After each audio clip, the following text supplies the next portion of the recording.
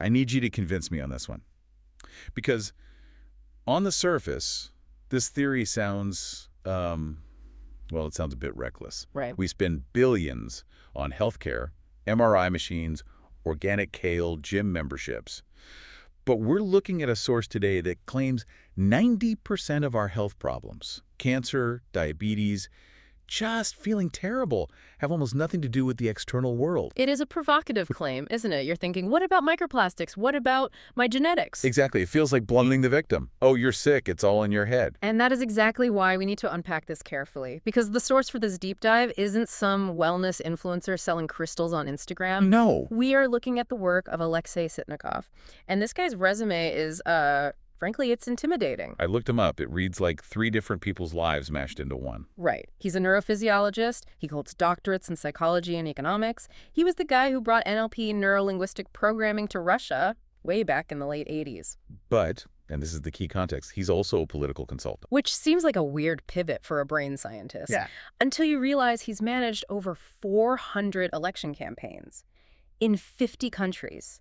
He's advised everyone from Boris Yeltsin to Benjamin Netanyahu. I mean, he has spent his life studying humans under maximum pressure. So he's basically a stress expert who works in the wild, not just a lab. Exactly. And his core thesis is that 90% of disease is psychosomatic. Not in the sense that it's imaginary, but that it is the direct biological result of your brain mishandling the environment. So he says only 10% is what, truly external. Like getting hit by a bus or, severe environmental poisoning. The rest, we do it to ourselves. Okay, that's a heavy accusation. So let's break down the mechanics. How do we get from I'm stressed about this deadline to my cells are mutating? What's the bridge? The bridge is a structure in your brainstem called the reticular formation. But Sitnikov uses a much better image. He calls it the bell in the village center. Okay, I like analogies. Walk me through the village. So imagine a medieval village. In the very center, there is a massive alarm bell. The reticular formation is the watchman. It never, ever sleeps. It is constantly scanning everything, your vision, your hearing, your smell, even while you are asleep. And it is looking for just one thing: danger. So it's the security system. It's the orienting reflex. Sitnikov uses the example of a cat. You know how a cat can be fast asleep on the sofa with the TV blasting an action movie? Yeah, explosions, car chases, the cat doesn't move. Dead to the world. Because the watchman knows the TV is safe. But if you quietly rustle a candy wrapper in the kitchen... Oh, the ears swivel immediately. Boom! The bell rings, because that rustle means something. It could be a mouse or it could be a predator. The watchman screams, "Wake up!" And this triggers what Sitnikov calls the war economy. War economy. I assume that means rationing. It means total mobilization. When the brain senses danger, it floods the body with cortisol.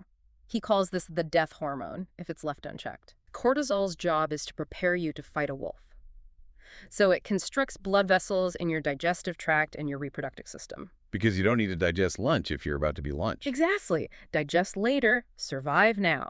It pumps blood to the muscles, to the brain. It spikes your blood pressure. It floods your blood with sugar for energy. It's a brilliant system for a 5-minute fight. But we aren't fighting wolves. We're fighting emails. And that is the tragedy. The wolf is your mortgage. The wolf is the news notification. The wolf is the traffic jam. So the bell never stops ringing. You are living in a permanent war economy. So my digestive system is constantly starved of blood. My reproductive system is shut down. And your immune system. Sitnikov dropped a stat here that I actually had to double check because it sounded impossible. He said a cortisol spike drops immunity by 100 times. 100 times. It sounds like hyperbole, doesn't it? But look at emergency medicine. If someone goes into anaphylactic shock throat, swelling shut, immune system going crazy, what do the paramedics inject? Epinephrine. Or a massive dose of prednisolone, which is synthetic cortisol. Why? Because it shuts the immune system off like a light switch. It stops the reaction instantly.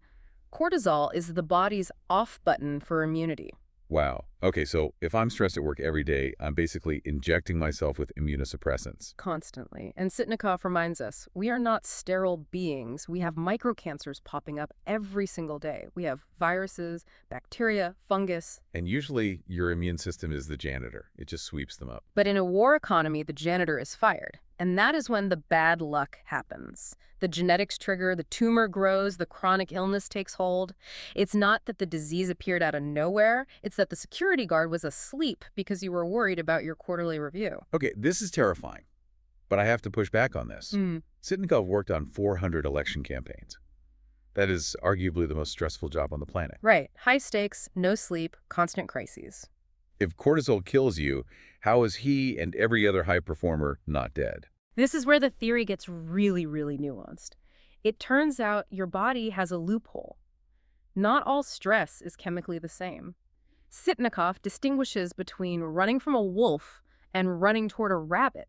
Predator versus prey. Exactly. Think about the prey. The rabbit running from the wolf, what is its goal? Survival, don't die. Right. It's fear-based. That is cortisol and adrenaline. That is what suppresses the immune system. That wears you out. Now look at the wolf. The wolf is running just as fast. Its heart rate is just as high. It is physically stressed, but it is running toward a goal. It is anticipating dinner. So the chemistry, it actually changes. Completely. The wolf is running on dopamine, which is motivation, and norepinephrine. Norepinephrine is what Sitnikov calls the hormone of the genius or the hormone of the victor. It gives you energy, clarity, drive. Yes, but here's the magic trick. Norepinephrine chemically neutralizes the negative effects of cortisol. Wait, really? It just cancels it out. It restores the immune system to 100% efficiency. It acts as a shield. So if you have a goal, you're basically bulletproof. In a way, yes. If you are stressed because you are afraid of failing, you are the rabbit. You get sick. If you are stressed because you are chasing a massive ambition that you care about, you are the wolf. You stay healthy. This explains that retirement death phenomenon, right? I've always heard stories about guys who retire and just drop dead 6 months later. It's tragic, but it fits the model perfectly. Sitnikov talks about actors who do their final benefit performance. They get the applause, they get the flowers. And then they just fade away. Because the chase is over. The norepinephrine dries up, the goal is gone. But the aging process, the cortisol is still there, the shield drops, and the biology collapses. He points out that conductors and scientists live long lives. Yeah. And what was it, plant breeders? Plant breeders. It's oddly specific, but think about the timeline. If you crossbreed a new apple tree today, when do you see the results? Years. Decades, maybe. Exactly. You are projecting your mind 20 years into the future. You have to be there to see it. Your brain keeps the body running to meet the appointment. So the prescription isn't relax. It's find a rabbit. Find a rabbit and keep the goalpost moving. Okay, but this brings up a harder problem, and Sitnikov touches on this. To chase a rabbit, you have to know what you want. And I feel like most of us, we don't actually know. We want what Instagram tells us to want, or what our parents wanted. Right. This is the crisis of internalization. We lose our own voice. Sitnikov quotes Freud here. Freud defined freedom as the ability to want what you actually want. That sounds so simple, but it's actually really hard to want what you want. It is hard, and Sitnikov points to Japan as the masterclass in this. He calls it the Japanese paradox. Right, because Japan is crowded, it's incredibly stressful. Pollution, smoking, long work hours. By all standard medical logic, they should be dying young. But they have the highest longevity. Sitnikov thinks the secret lies in their childhood. He calls it the concept of the emperor child. I thought this was fascinating, debunking the diet myth and going straight to parenting. Exactly. He says it's not just the sushi, it's that in Japan, culturally, children under 5 are often allowed almost absolute freedom. They aren't constantly told, stop, don't touch, eat this, sleep now. So if the kid isn't hungry, they just don't eat. Exactly. In the West, or the Soviet system where Sitnikov is from, we train kids to override their bodies. I don't care if you aren't hungry, it's dinner time. I don't care if you aren't tired, it's nap time. We teach them that the schedule is more real than their stomach. We sever the connection between the brain and the body. The Japanese child keeps that connection. So fast forward 40 years. That child is now a CEO. He walks into a restaurant, he looks at the menu. He doesn't think what's low carb or what's the prestigious thing to order. No, he listens to the machine. His body sends a signal, we are low on iron. So he orders the beef. We need calcium. He orders cheese. He is unconsciously biohacking himself because he never lost the ability to hear the signal. So step 1, be a wolf. Step 2, listen to your inner toddler. But Sitnikov gets even more specific. He doesn't just talk about psychology. He talks about hardware. He says we are all carrying around ancient biological clocks that we are completely ignoring. This is the African heritage point. Civilization is a blip. Biologically, we are still animals living in equatorial Africa. And in equatorial Africa, the sun comes up at 6 and goes down at 6. And our hormones are still running on that timetable. Rigidly. This leads to his 6:30 a.m. rule. And I know this is going to hurt for the night owls out there. I was going to say, my body signal at 6:30 a.m. is usually snooze. Sitnikov would say that's dangerous. Because at roughly 6:30 a.m., your body naturally releases a massive spike of cortisol. Yeah. This is the wake up and hunt signal. It's pure jet fuel. But if I stay in bed? You are revving a Ferrari engine inside a closed garage. That cortisol isn't burned off by movement. It just soaks into your organs. Sitnikov links this habit directly to hypertension and blood sugar issues later in life. So when the bell rings, you have to move. You have to move, and then you have to get what he calls the solar strike. Which is just looking at the sky. Right? Well, it's about the spectrum. You need bright white-blue spectrum light hitting your retina for about 10 minutes immediately after waking. This tells the pineal gland to stop making melatonin and start making serotonin. Serotonin is the happiness hormone. It regulates mood, focus, calm. But here is the chemistry lesson that just blew my mind. You cannot make serotonin out of thin air. You need a raw material called tryptophan. And this is where the grocery list comes in. It is. Sitnikov is obsessive about this. Tryptophan is an amino acid that is created in plants via photosynthesis. It needs sun. So the greenhouse tomato doesn't count. It has almost zero tryptophan. Sitnikov specifically attacks bananas here. The bananas we buy in the supermarket cut green in Ecuador, shipped in the dark, ripened in chambers with ethylene gas. I never saw the sun.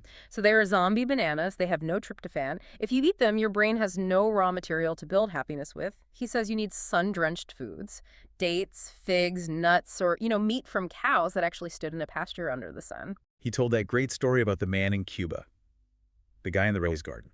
It's a beautiful image. Sitnikov meets this old man in Cuba. The guy is poor, his clothes are tattered, but he is radiant. He is ecstatic, just showing Sitnikov his roses. Look at this yellow. Look at the veins on this petal.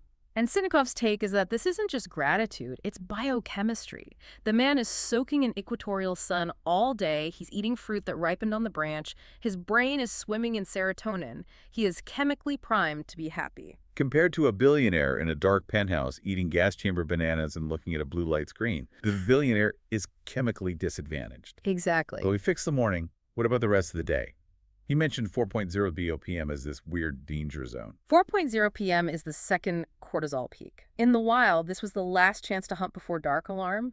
Your body dumps adrenaline into the system. That explains the afternoon slump. We feel jittery, so we try to numb it with coffee or a donut. Which is the worst thing you can do. Sitnikov says 4.0 p.m. is the biological time for heavy lifting, extreme sports, or sex. You need to discharge that energy. If you sit in a budget meeting at 4.0 p.m., you're suppressing a biological urge to move, and that just turns into stress. Precisely. Note to self, no meetings after 3.30. It's a good policy. So we have the schedule, the diet, the mindset. But then Sitnikov drops what he considers the ultimate cure. And ironically, it involves doing absolutely nothing. This is the default mode network, or the DMN. Okay, break this down. Remember the village bell?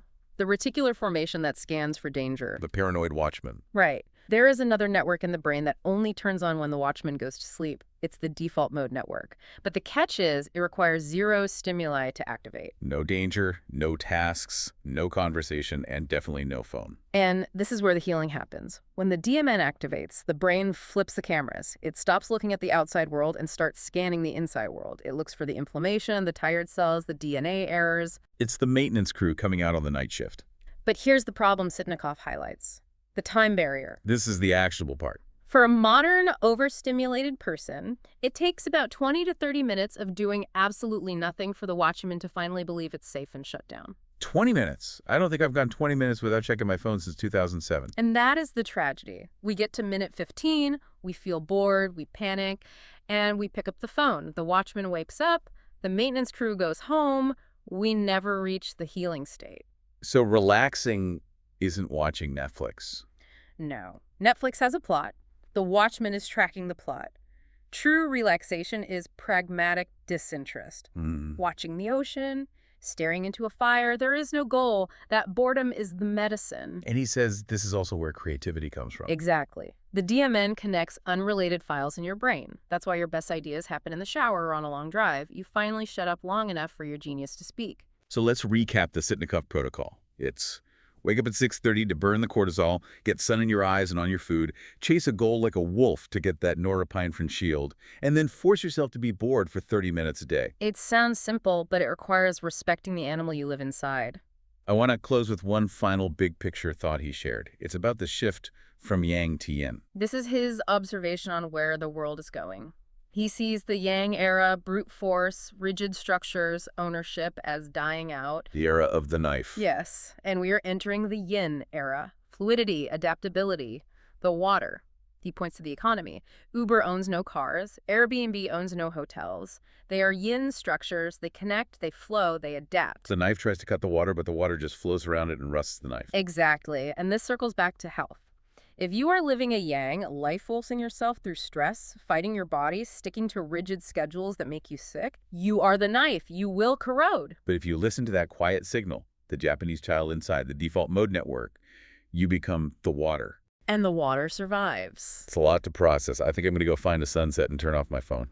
Good luck getting past minute 15. I'll try. Thanks for diving in with us. See you next time.